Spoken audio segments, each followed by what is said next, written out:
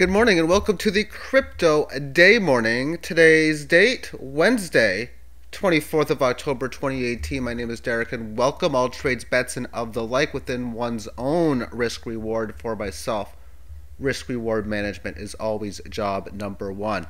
Bitcoin doing much of the same, around 1% volatility per day, staying within this 18 average. So we're going to move on next to Komodo. And within its daily time frame, this is crossed against Bitcoin and at 20,000 and a little more Satoshi. Very interesting pattern, as it has had a lot of resistance lately amongst this level. First up about, we can see there on 19,367, all these white or all the lines that came up here, and now that we're at this upper area, which is closer to around 22,000 and a bit more after that. It hasn't gotten up there within today's session, although it has made highs not seen since the fall of September the 5th. I like on the daily chart how the preceding days, as we can see and such, since the highs had a very good, correct sideways consolidation. And it looks like that pattern is coming close to a completionary move. I don't need to draw a line in because where the current red line is suffice enough. For it really is two lines. You got resistance here at 28. And then here again at about 23. So this level of resistance, it has managed to recently get above, as we can see within the 3-hour time frame, finding well support within such on the 18 in here, that it seems that it might be poised to be ready for a very decent size rally. And decent size, I'd be expecting it to have large green candles. Maybe, as we've seen in December, when these cryptos go, they have that potential. But key resistance, which was previous support, looks to me around 35,000 and change, and the lower end of such around 28.9, or basically 29,000. Okay, so that will be Komodo. I'd be very interested because I like the setup in which this is shown. From here on in, I'm going to talk about coins that have already had decent gains, although they most certainly can have larger ones coming forth, because decent gains is most certainly an understatement. The first being Decred, DCR.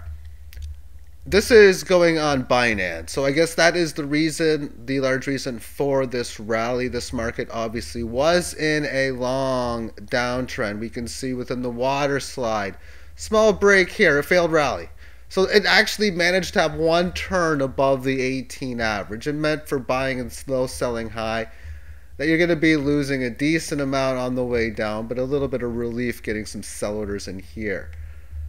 But for everything that was lost down in here, or everything that you could buy down in here, has already been able to be sold. For myself, I've sold at like 829 or 809, 806. No, 829. Yeah, what's the high? High is 848. I've got an 829 as my highest sale. I don't want to buy this until at least around 70, and I probably should even consider going back down towards here. But once it has a decent gain like this, that's generally what I'm looking towards. But this thing has had its short-term correction. 15-minute time frame. Actually, let's do the single hour. There we go. It's had the big move, correcting through time. It's had a little bit of a price one. It most certainly can come down more, of course. But yeah, that's DCR. Let's move on to the next one. And this is ARN. It's up a lot, but it's got a good setup to go along with it, or continuation of the trend. For I talked about the strength amongst the 18 average of highs. So therefore, if you're looking to get long or become long in a code like this on strength, you should have already been there. And the price has done nothing but phenomenally keep the rally alive thus far. The decent breakout came on October the 6th, breaking at about 6,000 Satoshi, rising up close to 10,000. Having a price pullback down to 7,000. Now think of the mathematics here.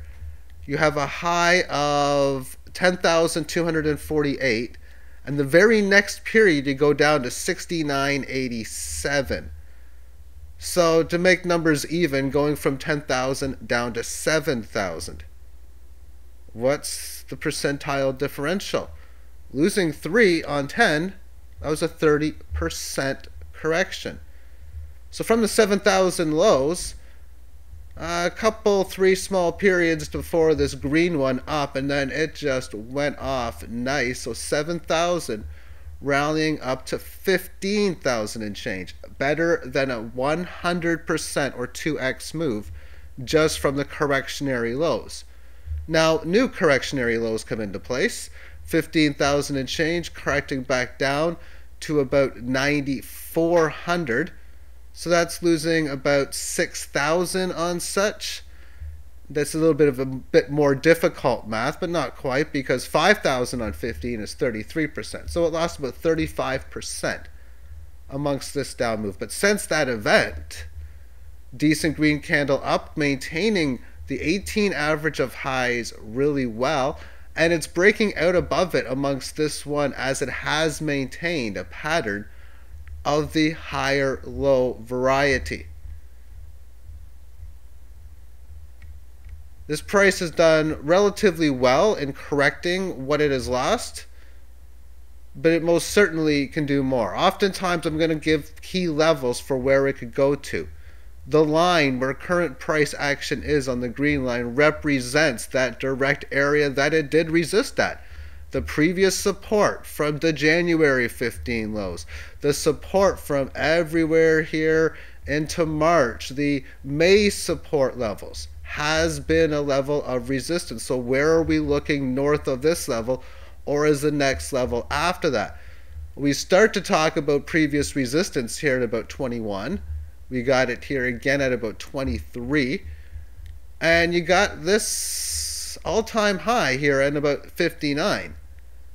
And then after that, if you break a key high like that, you can start having significant gains. But we'll talk about situations like that if price action can manage to get up to that point. But because of successful resistance right now, albeit only short term, getting above this, you could have some decent sized moves that can most certainly exceed what we preceded the gain on, which was going from basically a 3x move from this level, not counting this blip in here.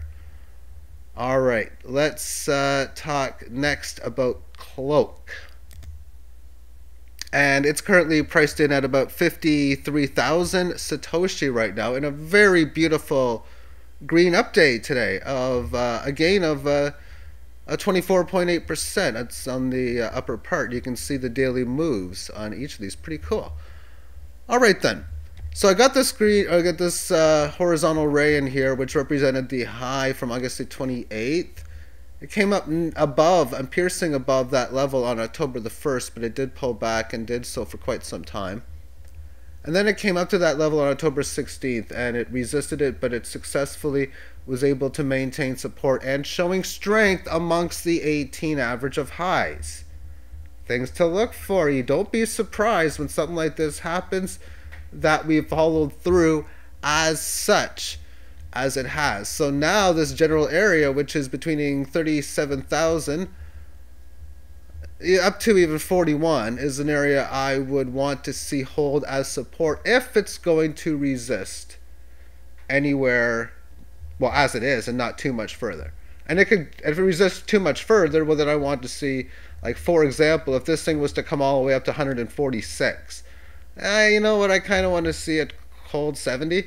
But we'll talk about that if that event were to come into place. I still think this has got upper room left just because of this key level here, but price action is going to do as it's going to do. If you were looking to look at a break above how it did above this line, let's just place one here, shorten out the time frame. And as we can see how fast the moves can be for on the single hour, and I want to use Binance. Actually, no, I'm going to keep it on this just because the lines would disappear. Binance would just have better volume. But with that being stated, or or more trades. So with that stated, on the midnight session yesterday, price action comes up and reaches this level of the previous resistance, comes back. But when it takes it out, look at how fast 6 and 7 o'clock happened to be. As it happened at about 6:30 and about 6 or 7 periods up to 7:45 to these highs. It hasn't corrected much. It's in a bull run. It most certainly could continue. As stated within the daily term, I wouldn't be surprised if it makes a next move from this point to be higher than such, again near the level of about 68,000. And speaking of that general area, it was on July the 1st where I started trading more so on Binance over that of Bittrex. And on July the 1st, this thing was at like 69, 70,000-ish. And what I do is when price goes down, I buy. So during this entire run, I was buying with very little selling. There's a little sell order up here when it hit the 18 highs. But most of it was buy. And that is not good for your overall portfolio as far as what its value is and the value of the coin from that point on. So I've made a spreadsheet. This is Cloak, which represents up and down movements. Okay, try and make it so you can't see that line, but that'll work. So the blue represents how much I am up or down since the start of July, and the orange line represents how much Cloak is up or down since the start of July.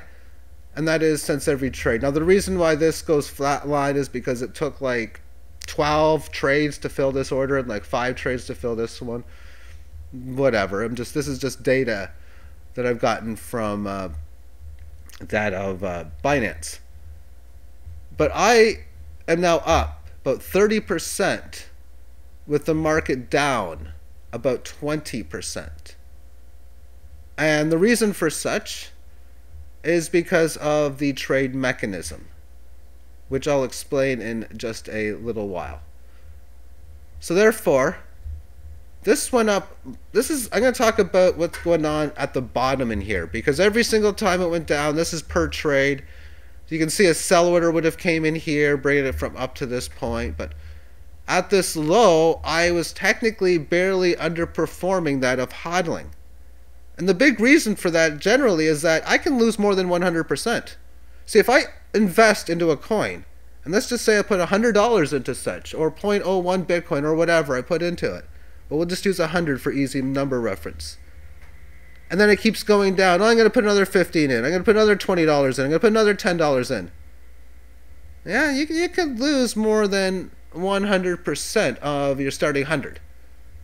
However, because I was buying more, I had a lot more of the Cloak coins down here than hodling. So when the gain came into place, that's what made this go up much higher.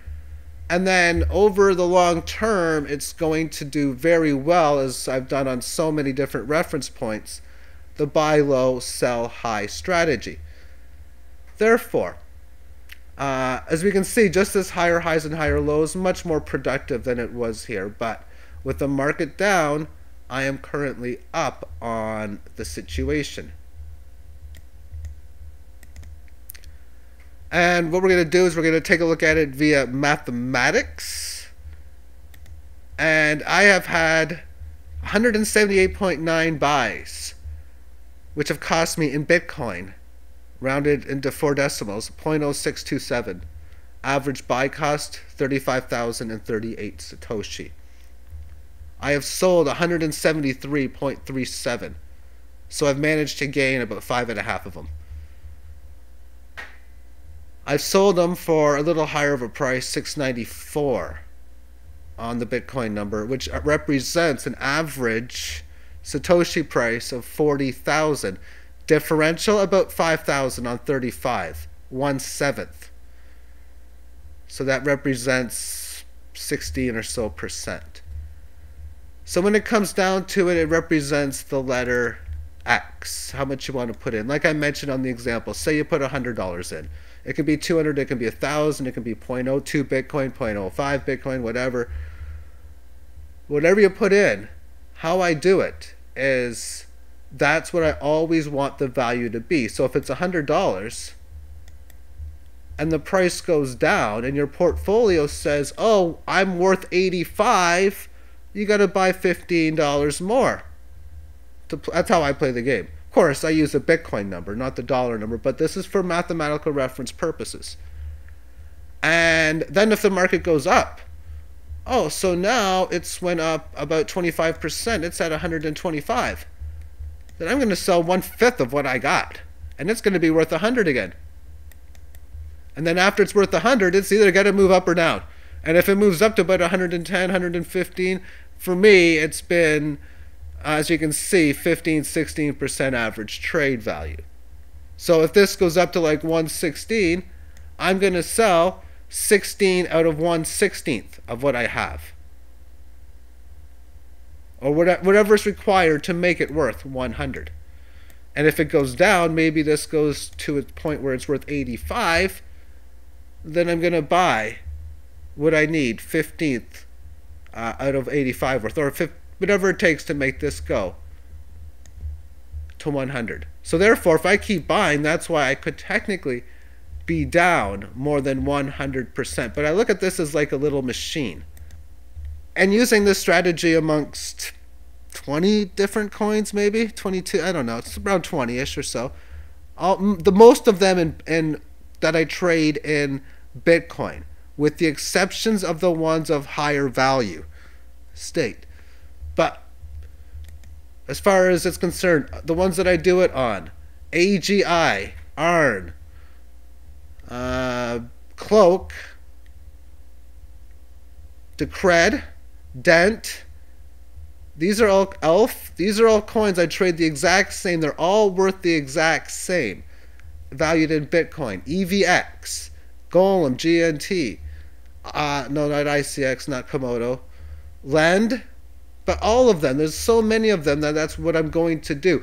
But the way I look at it is, all I'm trying to do is increase my Bitcoin number. That's it. I realize that if this thing goes sky high and we see this thing go like, oh my goodness, 20, 40x gain, that the hodling stats are going to do better than me because I'm going to be selling a lot of what I own. But long term, in most scenarios, including that scenario, given that it's probably going to pull back, I'm going to end up outperforming just basic buying and holding amongst this leverage. And it can get to the point where, when we look at it from this again, once I get much higher volume, I could have like 0.5 buys selling for 0.55, and that's, and I'm going less than 0.05. So I'll say that. And in fact, within this, it works out for me. It's about 0.02 approximately that I put in each coin that I have. And that means what it's worth will go up and down based on the Bitcoin price. That's an ultimate long measure. I'm going long on cryptos, I'm going long on Bitcoin, and I'm using other cryptocurrencies to try and increase the value of such. But what's common with any measure of the buy, or mostly all of the measures of the buy low, sell high, that if you get into the point where the market's moving up and down and you've had a few trades, both buys and sells, that if you are barely down on the market, you should be up. And for my case on this, that is exactly no exception. And that sense, of course, this low point in here, even cents in here, yeah, I'm probably up because this has had very beautiful choppy profit action since I've begun trading this coin. But when I started trading roughly around in here, February 21st.